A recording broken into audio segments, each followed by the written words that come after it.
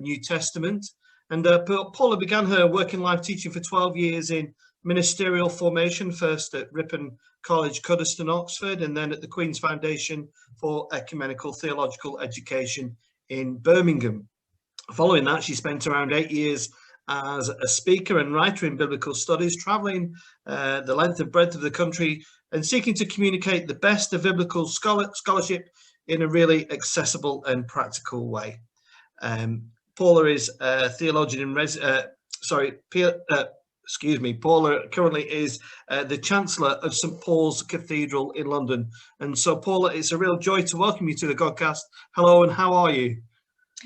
Really lovely to be with you, and I'm great, thank you. It's, as with everyone, it's strange times, isn't it? So I want to go, in the circumstances, I'm doing really well. Yeah. But you have to put that in the circumstances at the start.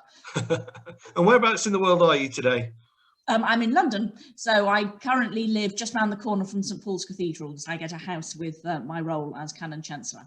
Yes. Now, one of the first things I ask people is, have you been to Burnley? And we've had a brief discussion prior to this interview. You've got connections not too far away. Just quickly tell us about that. Yeah, indeed. And so my mum lives in Bacup.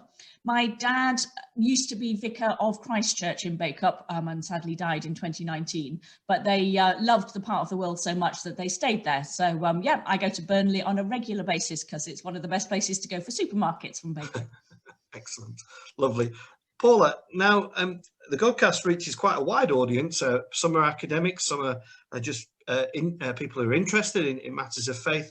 The role of Chancellor of St Paul's Cathedral in London, that sounds very grand, but can you explain to us what that actually means? What is that role? Yeah, it's not quite as grand as it sounds. It's one of those jobs that sounds very fancy. My other title is Director of Learning, which is a lot easier to understand in a sense. So I oversee 3 strands of work in the life of the cathedral. One of them is schools and family learning. And in a normal time, which is not now, we would welcome about 31,000 school children into the cathedral each year from widely diverse backgrounds, largely from London, and introduce them to both to the building and to heritage issues, but also to issues of faith. We also run an adult learning programme, which is entirely for lay people and explores some of the key issues of faith. We have large, again, in normal times, we have large events on the cathedral floor, which are then videoed. And if anyone's interested, we have a whole back catalogue of really interesting talks from various people. Of course, we've had to take that online. And so now we do online conversations and written reflections. And that is another big strand of work. And then the third strand of work is social justice. And we look very much for ways in which we can both enact social justice in the world around us, but also embed it into the life of the cathedral as well. Wonderful. Sounds very interesting. So it keeps me out of mischief. I'm mostly. Sure it does. Yes. Let's take a step back, Paula, because I think it's fair to say you are one of the most renowned, certainly British theologians out there, and you're very well known. But where did it all begin, Paula? Where did this kind of interest in learning theology come from? Was it way back in Sunday school? Was it at high school? Was it even after high school? Where did it all begin for you? Well, I think I was always academically inclined.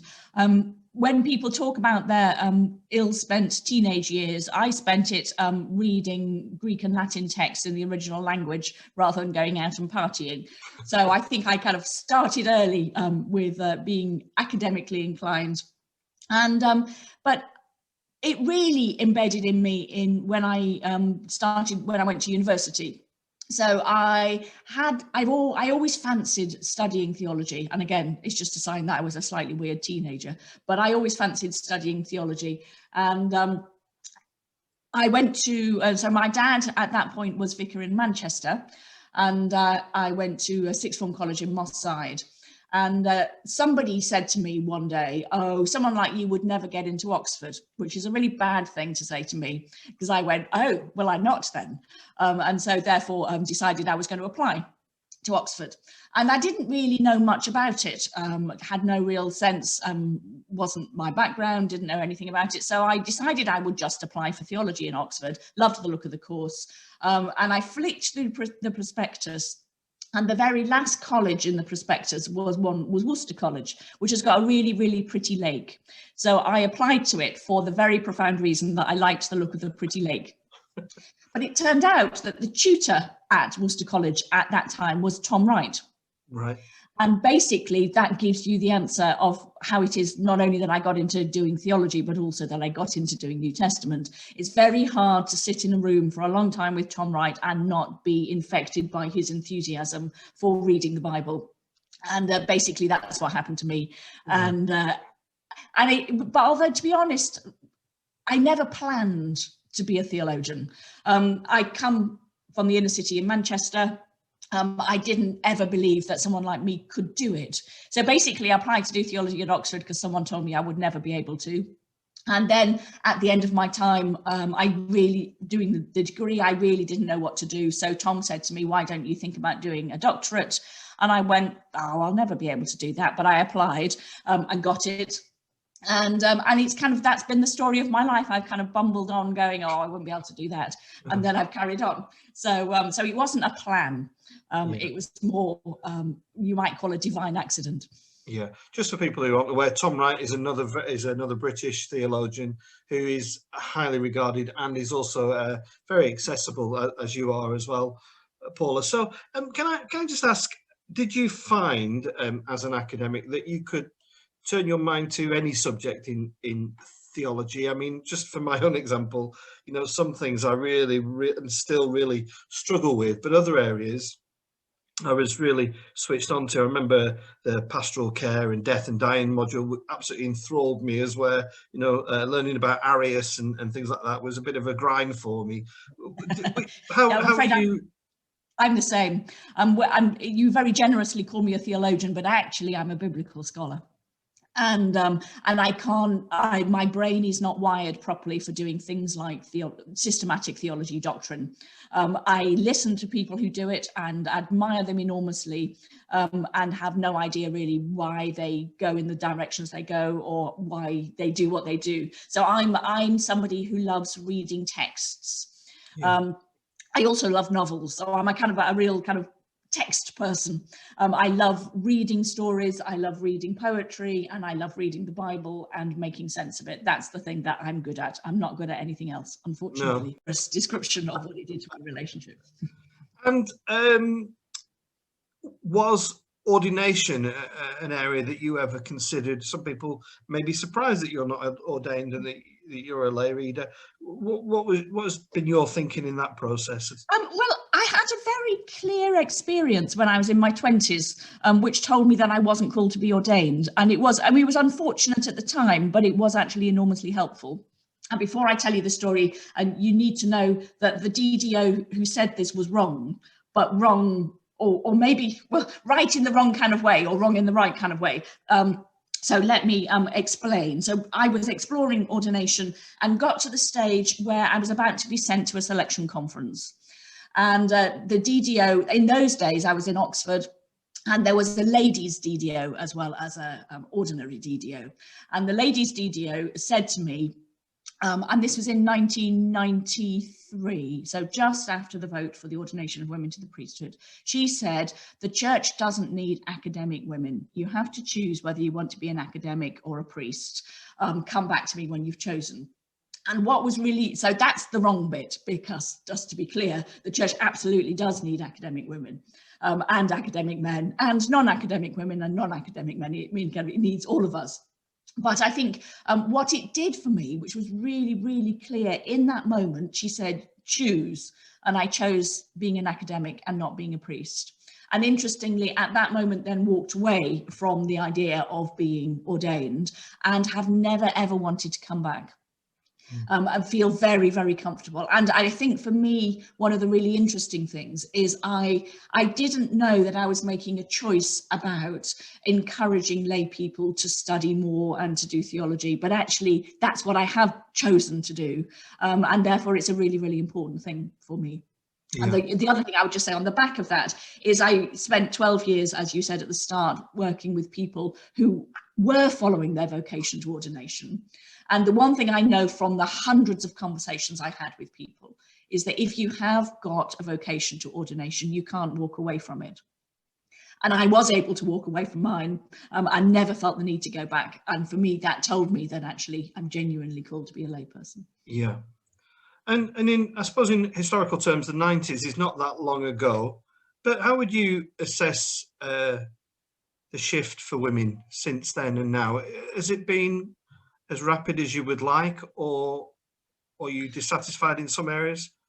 Yes and no, I think, really. I mean, as with all things in the church, is that, I mean, what's really lovely is that women's ordination is absolutely normal now. You wouldn't bat an eyelid in many, many circles about having an ordained woman. And in fact, there's one of my friends told me a really lovely story of a little girl who was about 8, who she went to visit in the home. She was an ordained priest. And the little girl sidled up to her and said, "Did you know men can be priests too?" And this little girl had only ever met female priests and therefore had no idea that this had come as a great kind of revelation to her. So, you know, in some ways, the church is completely different than it was in 92. And all, in my view, all for the better. I think we never really, it's one of those issues that we always need to have in our minds and recognise is an issue.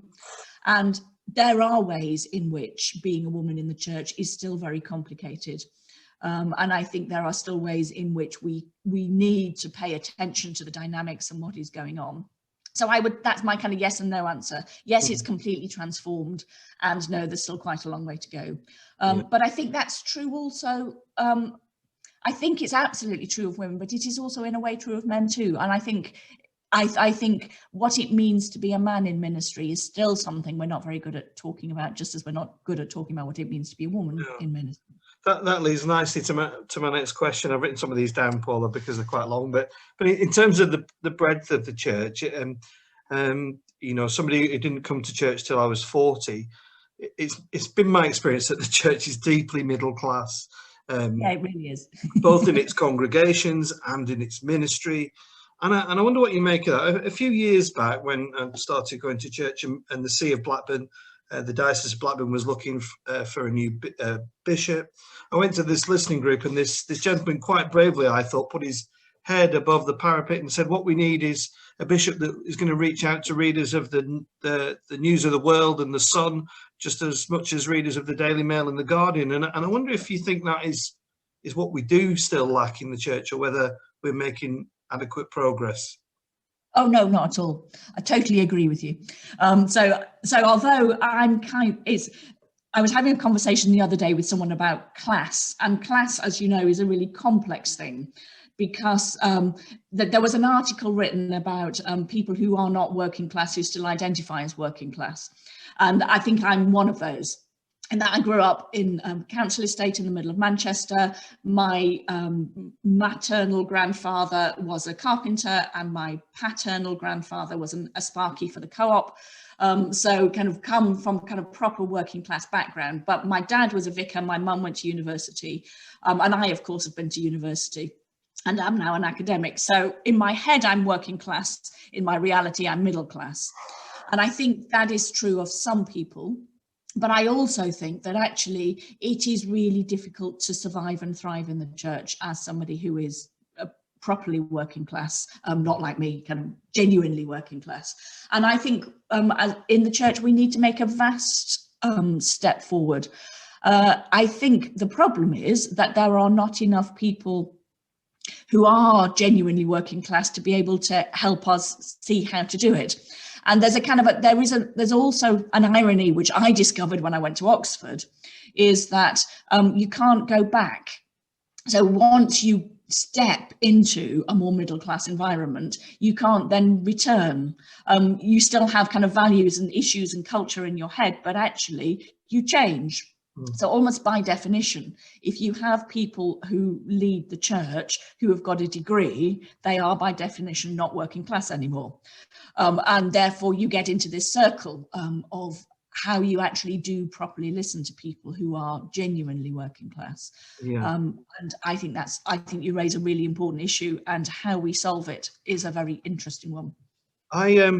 I'm not a great reader. I struggle with my reading, but I do enjoy audio. But one of the books I've read, I don't know if you're familiar with it, it's a book called Towards a New Day, and it's by Father Ralph Martin, and it's a book basically about Kelham College, which was a theological college in the 70s that I was absolutely enthralled to learn about, and ended up speaking to some of the people that attended there. And there were dockers there, and there were people who worked in the coal mines, and labourers.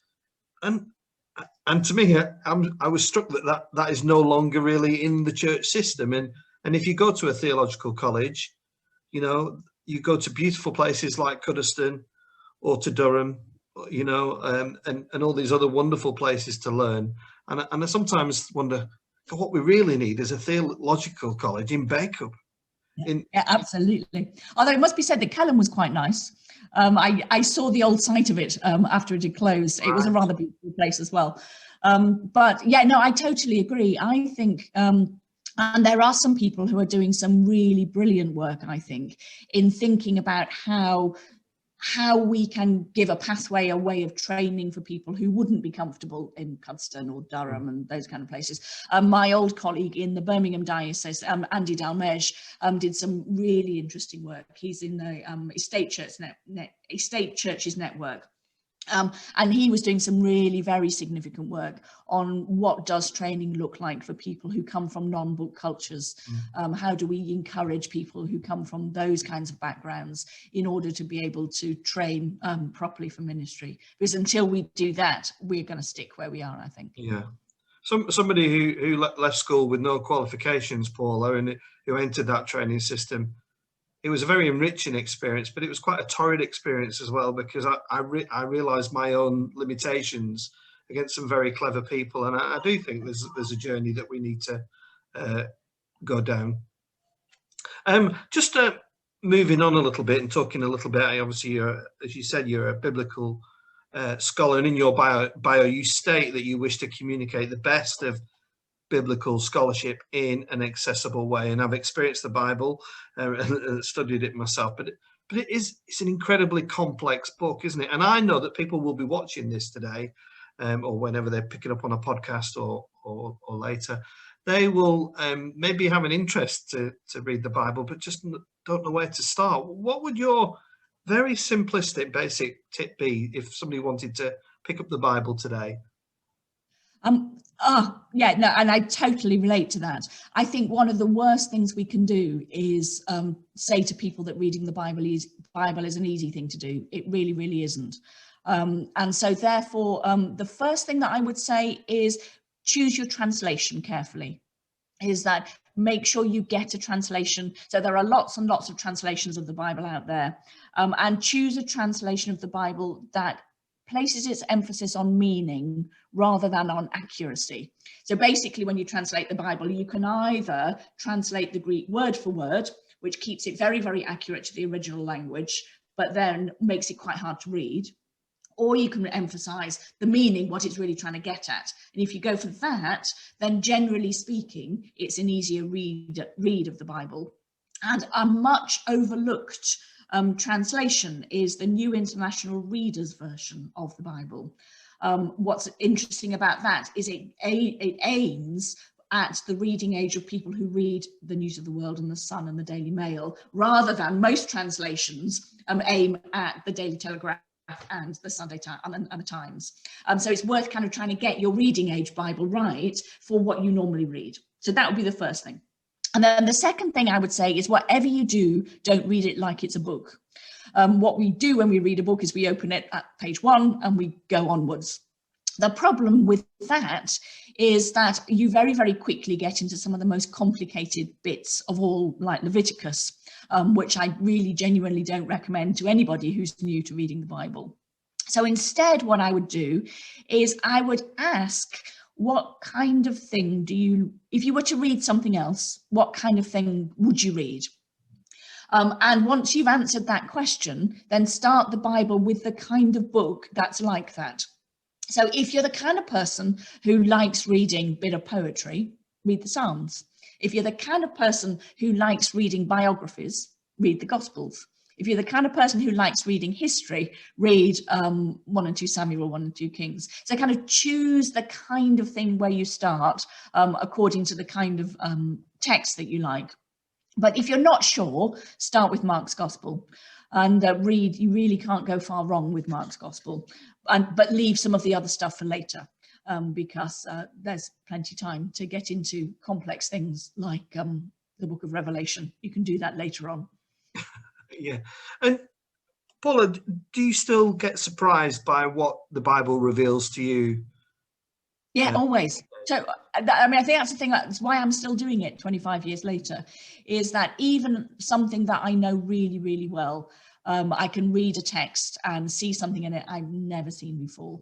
I've got to do a piece of work just at the moment. I'm working on Psalm 23, the Lord is my shepherd. And I've just discovered something mind-blowing about it that I didn't know before, which is that the original language doesn't say the Lord is my shepherd, but the Lord shepherds me, which completely changes it in my mind. It's those kind of things that forever fascinate me. Just for people like that, how does it change it for you, Paula? Because it moves it from saying, this is what a description of God, this is who God is, to a description of relationship. God nourishes me, God shepherds me, God finds the ways for me to be able to find kind of a comfort and hope. And so therefore it makes the relationship dynamic rather than just a descriptive one. Yeah, lovely, fantastic, great. I'm just trying to move on. Time is moving very quickly. One of my favourite theological books, you'll be pleased to know, is one that you wrote, and it was on the subject of heaven. Yes, and I read it on an aeroplane travelling to America, I think. So I got my head into it. And but recently I did a podcast with 5 other priests in the northern province talking about heaven. And it seems to me that there are 2 clear questions that came up, and maybe you can give an abridged answer to what I'm going to say. First one is, does everybody go? And secondly, what's it like? And this was on the back of me when I first sat down with the priest for the very first time. I remember the very first question I asked him was, what's heaven like? To which he replied, I don't know, I haven't been, which I thought was a wonderful answer. That's the best answer. Does everybody go? And what's it like? Let me start with the what's it like. It's a lot easier. I think from reading the Bible, I would say that it's very like now, in that we will have bodies. There will be a heaven and an earth, and we will experience the world as we experience it now, but without any of the nasty bits. There will be no death, no sorrowing. That beautiful bit in Revelation where it says God will wipe away every tear from your eye. That's what it's going to be like. It's going to be beautiful and glorious, and God will be there, and there'll be no separation between us and God. That bit, I think, is kind of relatively easy to trace from the Bible. Does everybody go is a much more complicated question. And I think I would say probably more people than you imagine, but not everybody, since you want a quick answer. If you want a long answer, I could take about an hour saying it, but that's my quick answer. Yeah, well, that certainly matches with what some of my colleagues were talking about. But that book, you wrote that book about 10 years ago, I think. And yes. Have you learned any more since then? Has anything? Well, yeah, I have, and I've written a sequel to it actually, which is called Body. That came out in 2016. And I think one of the things that I became really, really convinced about, having written Heaven, is that actually, if we believe that life after death involves our bodies, then we need to start paying much more attention to our bodies now. So it's a book about why beliefs about life after death actually affect how we live in our bodies now, and why they might be more important. Yeah. And just on another subject, we're kind of Paula Gooder fans at St Matthew's at the moment. We're working through your study on walking through the wilderness, yes. which we found quite relevant, particularly in these COVID times that we live in. I wonder if you could offer a comment or a word of encouragement to people who who maybe feel like they are in a wilderness at the moment in terms of this pandemic, and how they might be able to see some hope in the future? Yeah, and I think probably what I would say is hold on. That would be my biggest message of hope, is that as you trace your way through the Old and the New Testaments, you find stories of people who have really hard times, where they feel absolutely in despair and hopeless.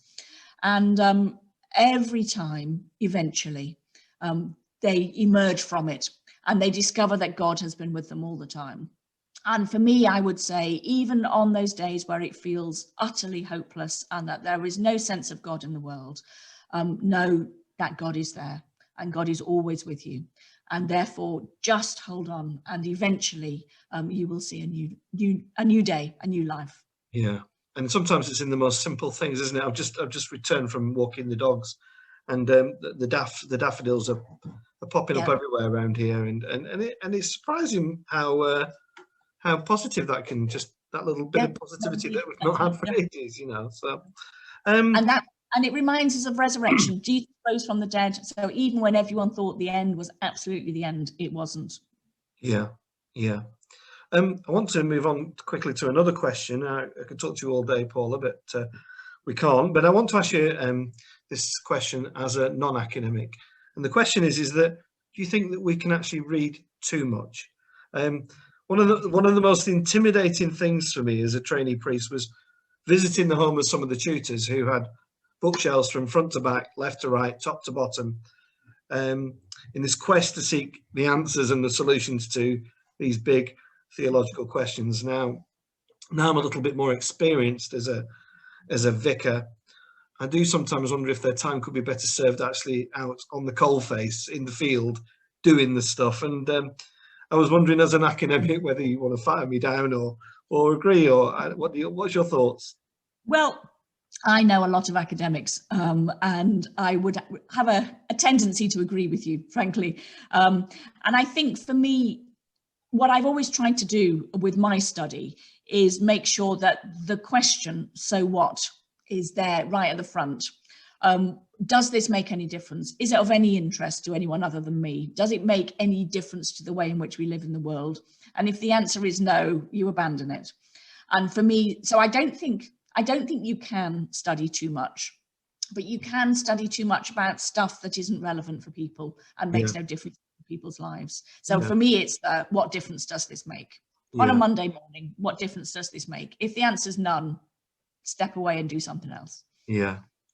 And in terms of the pandemic, Paula, you know, there's been stuff on Twitter and stuff about, you know, churches were going to have to close and clergy are going to be made redundant. What's your thoughts on the effect of this pandemic? You know, do you think it might actually offer some renewal rather than decline, or do you think it will maybe accelerate the parish church system?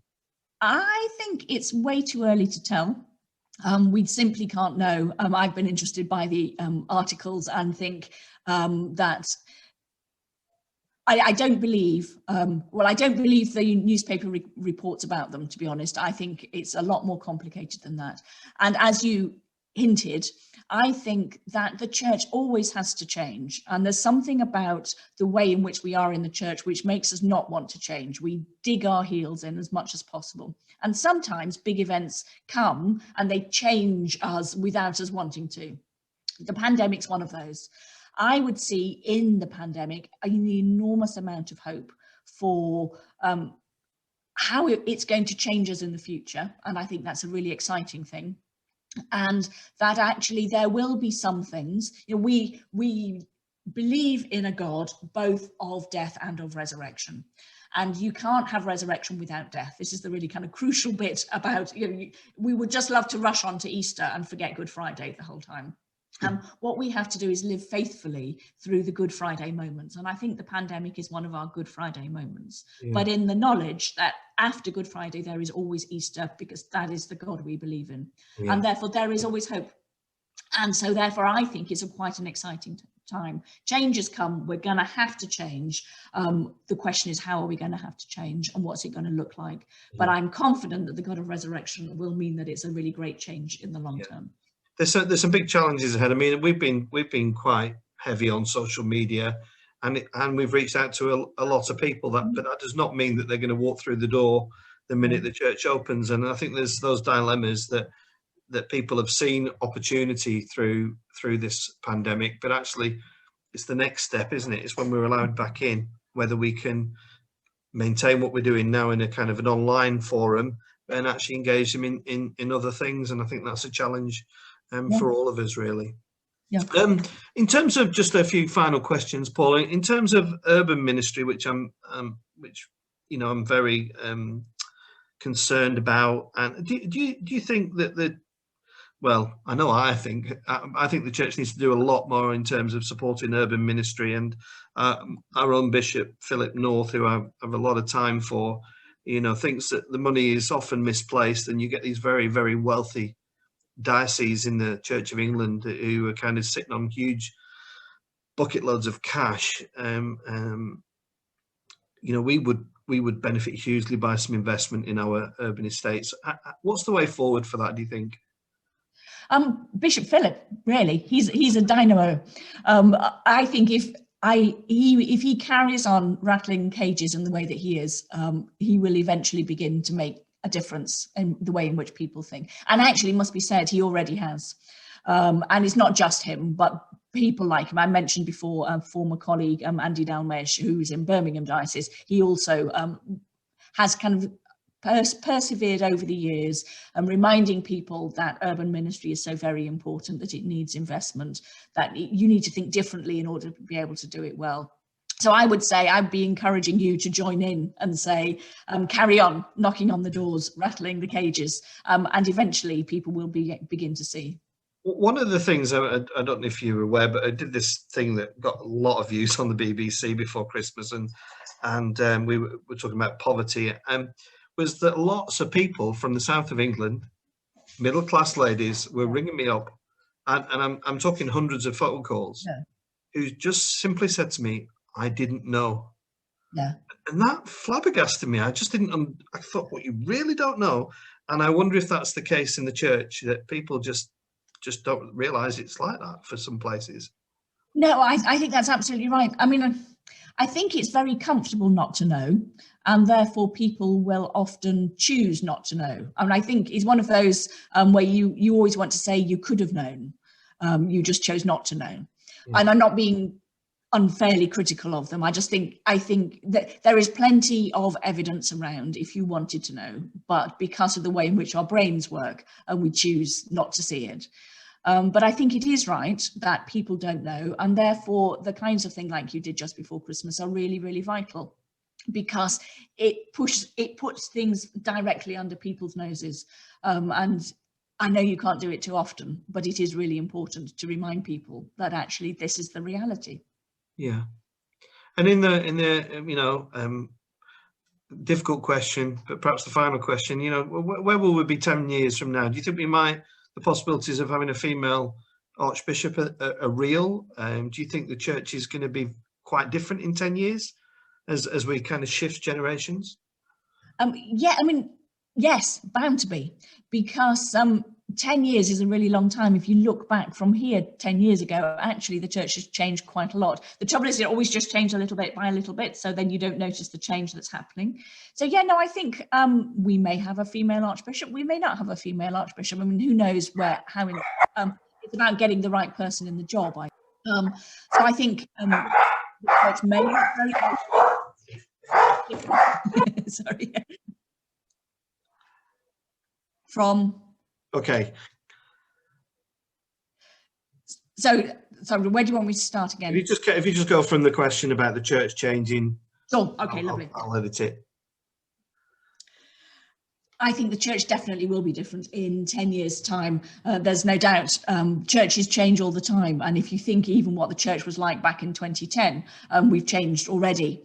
I think it's very likely that actually following the pandemic, we will change even more rapidly than we have since 2010. So I'd be really interested to see where we'll be. I'm confident we will be here. I'm confident that people like you will still be doing fabulous ministry in the areas that you are, but I think it will look different. And for me, the really interesting question is, in what way will it be different? Who knows exactly what it's going to look like and feel like, but I'm confident that the God of love and resurrection will still be around and challenging us into new areas. There may be a female Archbishop of Canterbury, there may not be, who knows? Let's wait and see. Interesting times. Paula, it's been really lovely talking to you, and I hope it's not been too challenging. I'm sure it hasn't, but it's been great. And you've got a website if people want to learn more about you, haven't you? And you've got lots of books out there. Do you just want to say a bit about that? Yeah, so probably my most recent book is a book on the parables. And I was looking at, I decided I wanted to have a look at every single parable. So rather than just doing a few, I did them all. It was hard work halfway through, but I really enjoyed it in the end. And it was really fun to do. The book before that was a book called Phoebe, in which I told a story. I imagined what it might have been like to have lived in one of the Pauline churches, and focused it around Phoebe, who took the letter of Romans from Corinth to Rome. And I'm now halfway through another one called Lydia, which is looking at somebody who lived in Philippi and what it might have been like to be in the church in Philippi. So I'm also working on another one as well, on the Psalms. So I'm keeping myself busy. You are a very busy lady. Paula, it's been really lovely. Thanks for everybody if you've chosen to watch this interview with Paula Gooder. This is the Godcast, and you can find more videos and interviews like this on thegodcast.co.uk. But for now, Paula, we send our love from the north to the south and say thanks very much for joining us on the Godcast. Thank you. Thank you. It's been lovely to be with you.